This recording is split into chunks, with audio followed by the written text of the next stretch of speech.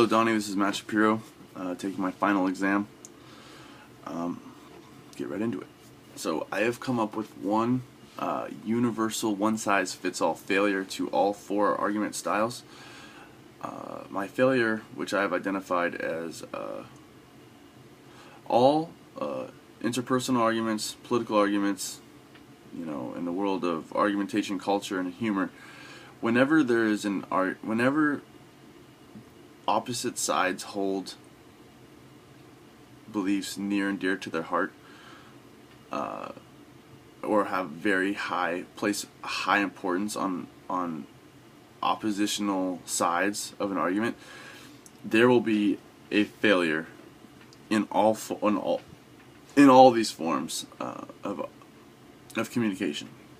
There will be a failure to persuade. There will be a failure in the argumentation to do its job. So, in interpersonal relationships, this could be seen. The example we use in class is when a kid. We discuss. You and your partner discuss having kids, and let's say for your whole life you wanted to have a kid, and let's say that their whole life your partner did not.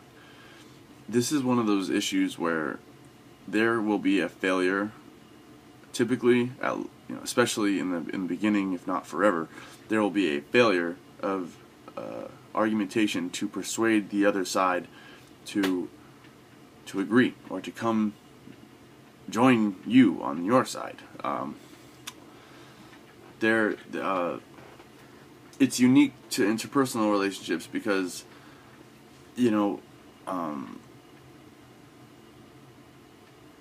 people typically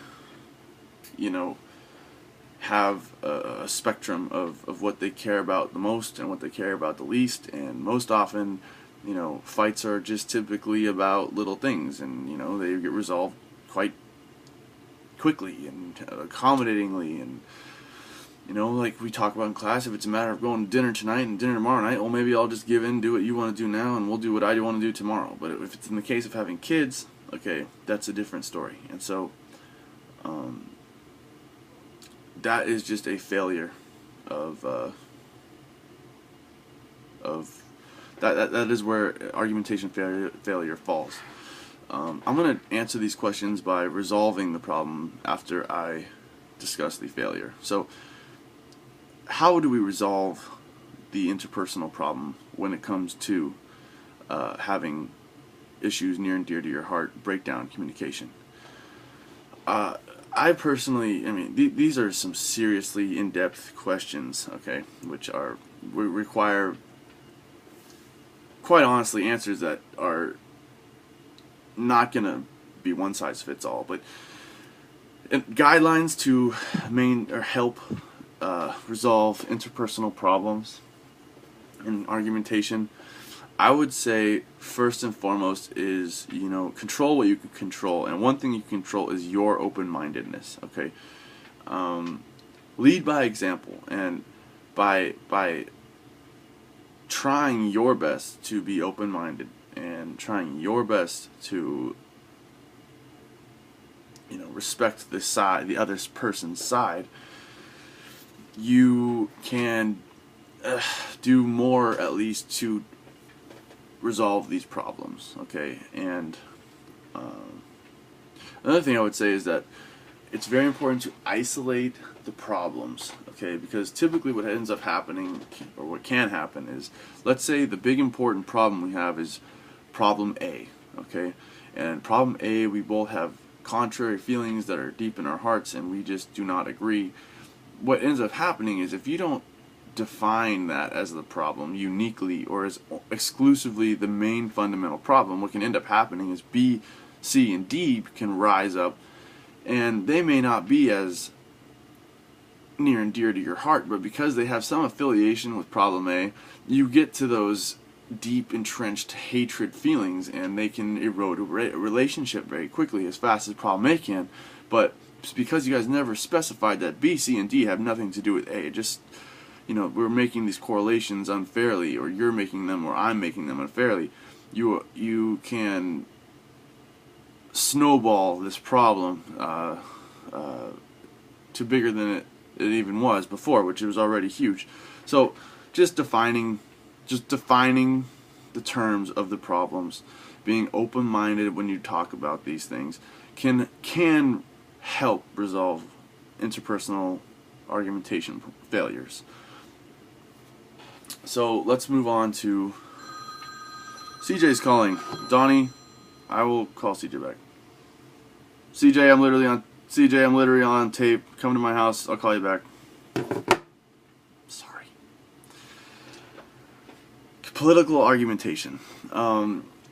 So the one-size-fits-all, as we said before, is when parties hold things near and dear to their heart.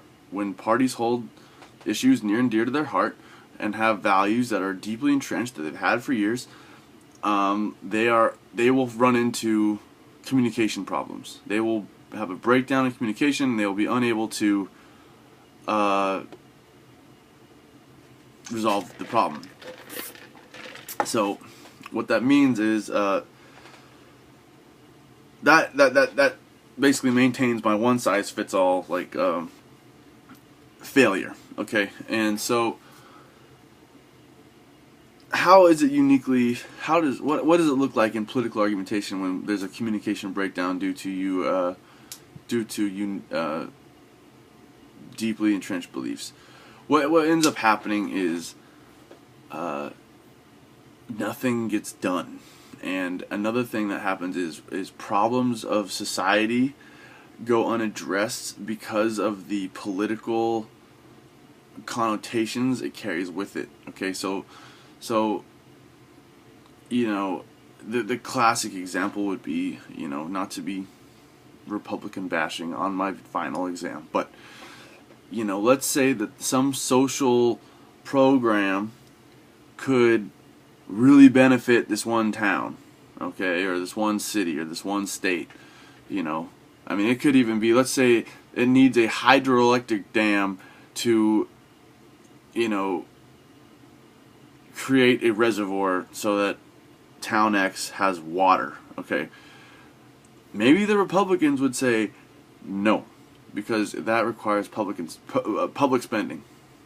And the other side would look at you and say, well, hey, there's a problem, people are dying, there's not enough water, not to mention we could actually probably make some money on the power this dam would make. We'd be saving lives and helping this town out. The Republicans would just merely, a conservative position, I should say, would just say, no, that requires government money, we're not for government spending. Question, answer, that's the answer, and a failure to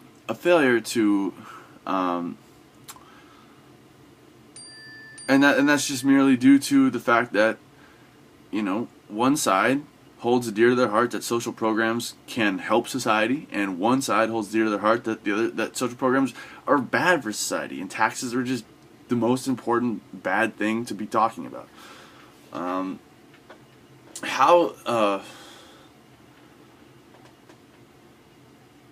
How does this uniquely affect political argumentation further is it affects all of us, okay, when our political leaders hit stumbling blocks and are unable to make effective policy. What ends up happening is we all suffer, okay, and you could either suffer as a Republican or you could suffer as a Democrat, but essentially no one's happy all the time. So that's a result of the failures to communicate. So how do we resolve this problem in political argumentation? Again, I want to put at the top of this case that, this is a very hard question to answer. Ending political, inefficiency, it would solve quite a bit of problems, but the guidelines I can give you are, we talk about in one of our classroom lectures the difference between compromise and collaboration. And we define collaboration as essentially, creative solutions allowing both sides to win. But we also learn that collaboration requires two things which are, in my opinion, the political arena lacking the most. And Collaboration requires time and effort. CJ, leave me alone.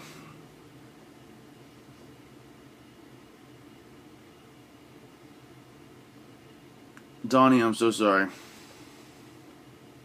For some reason, I feel like you're not going to judge me. But it's okay. Anyways, so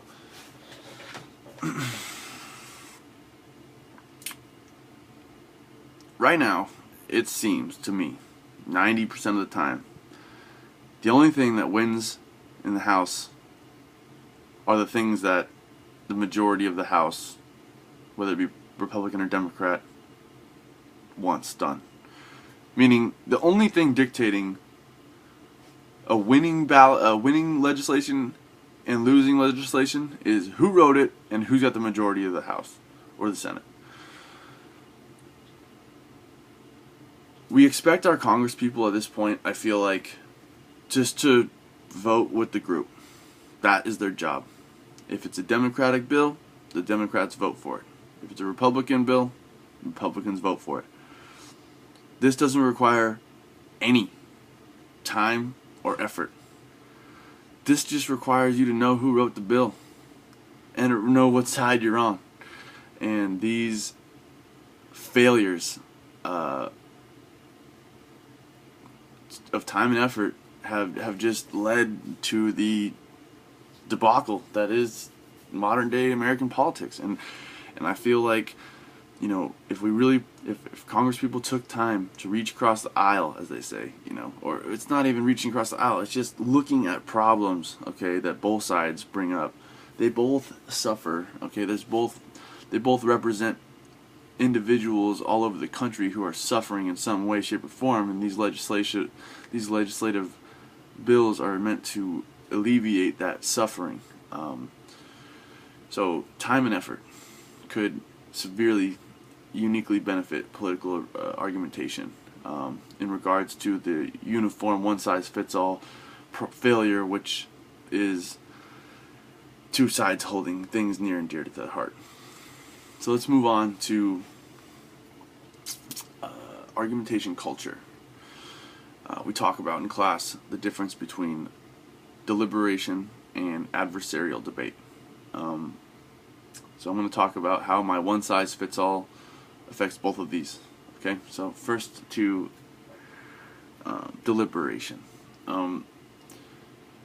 We did an activity in our class, and we talked about how we did a deliberation practice, essentially, is what I thought it was. And we had the whole group up there, and they were supposed to, in an informal setting, using respect for each other and being cordial, try to discuss and try to solve problems in that way, you know, and not in a debate setting, in almost a discussion setting, in a deliberation setting. When people have issues that they hold near and dear to their heart for a long time, and they go to a deliberation setting, as demonstrated in class, in my personal opinion, it will turn into an adversarial debate. What ends up happening is people's emotions and people's human nature does not allow them to keep an open mind in an informal, comfortable setting in times of deep arguments over beliefs. They will end up arguing. They will end up attacking, and they will end up being adversarial. They will end up doing the thing they seek to leave from, and that's not, you know, like I said, I truly do believe it's human nature. You know, I don't think it's like, you know, could Gandhi do it? Maybe. All right, but he's one guy. All right, like in the history of time or whatever. There's probably a few people who are very good at holding their emotions and maintaining respect and keeping an open mind, but it's just really hard to expect people to do that. All right, it's very difficult to do that. All right, that's an exercise of meditation and and mental strength and awareness. So that's a failure. Deliberation will fail when people are talking about things that they hold near and dear to their heart. How do we resolve for deliberation? My personal opinion is, if you can find people who can actually practice the ideological format of a deliberation, if that makes sense, that's the answer. I mean, the whole point why people invented deliberation as opposed to debate is that it's a much more effective way to solve problems. I agree. The point is not that it's not effective. The problem is people fuck it up. I said it. All right. They ruin it. They are unable to maintain respect, and they're unable to contain their emotion, which is so intricately linked with these deep beliefs. And with these deep beliefs, when someone comes up, and even with the softest words that are trying to dull the blow of what they're actually saying, people have an emotional reaction because it's contrary to what they believe, and they want the other person to know how they feel and how they are right. Okay, and that leads us to adversarial debate. So in adversarial debate, there's no holds barred. Everything is free game. I can say your arguments are bad. I can say you're bad. I can say my arguments are good, and I can say that I'm good. And I can attack your credibility, and I can bolster my credibility. And there's just no rules, okay? Anything I can do to make you look bad and me look like the winner is what I'm going to do.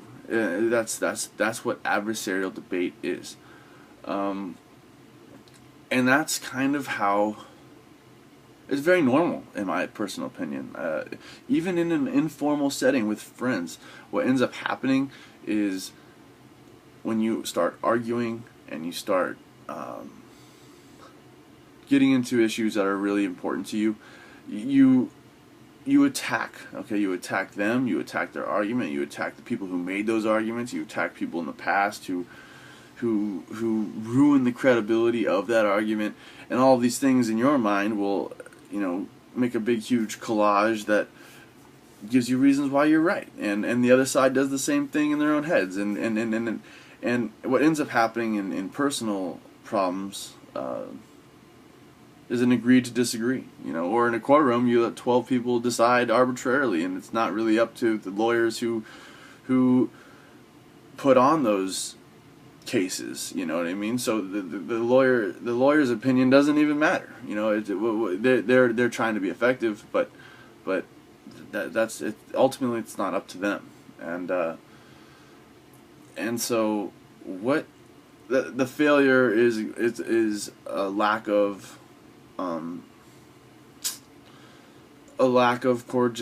being cordial, a lack of respect. A lot of times, there's a lack of understanding. And ignorance. The debate breeds ignorance, because what ends up happening is you think your side is so right that you don't even need to learn about the other side. You know what I mean? So, or at least in a lot of people's minds. Maybe not in mine, but that typically, some people believe that. And that is why debate is not free from the failure when people disagree over things that they hold near and dear to their heart. So how do we resolve this?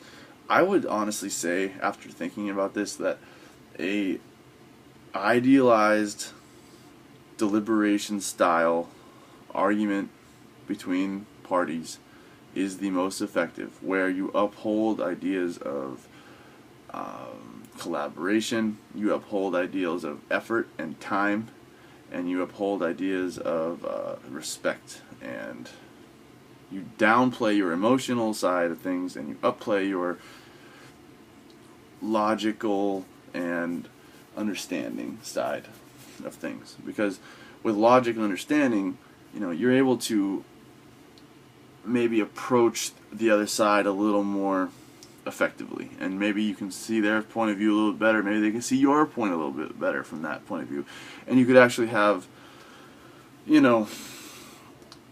resolution to these problems, because typically these problems go unresolved. Agree to disagree. And finally we get to humor in argumentation. So let's talk about the failure, my universal failure on the final one. I'm at 20:30, so I'm sorry, I'm going a little bit over time.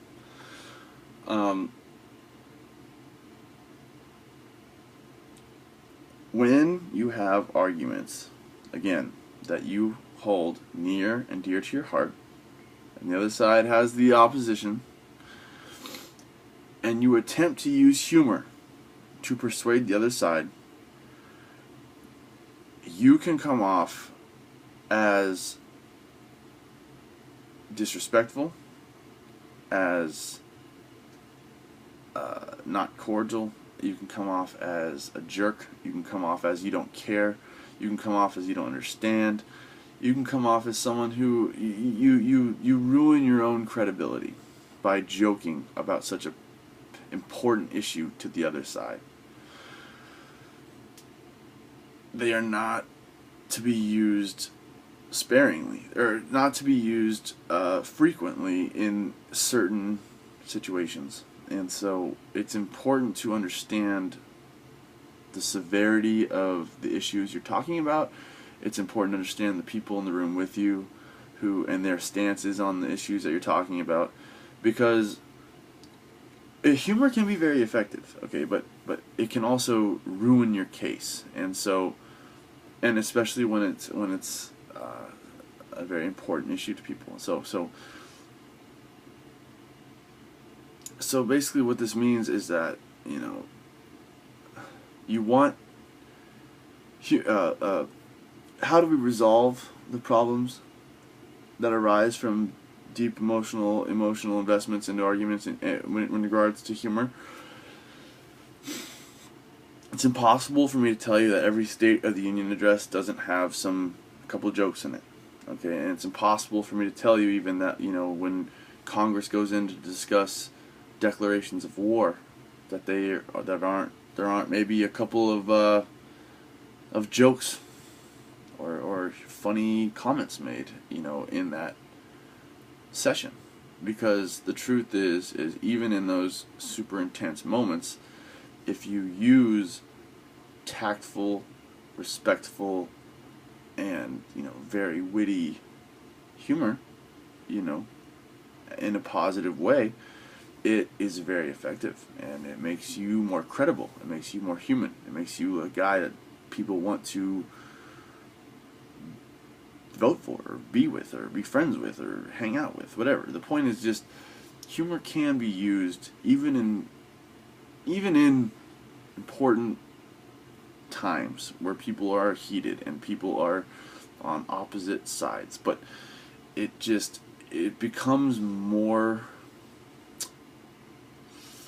it can become dangerous in those times to use humor if you don't use it correctly, and if you use it too liberally, and if you use it to where people think that you don't care. People think you're just being funny and you're just joking, and you're not just joking, you're trying to be persuasive. But those are the possible resolutions to humor and argument. I think I've discussed a universal one-size-fits-all policy or failure for all of these things, and the resolution of the 4 separate sections. So Donnie, thank you very much for your class, and you have a good day, and see you soon.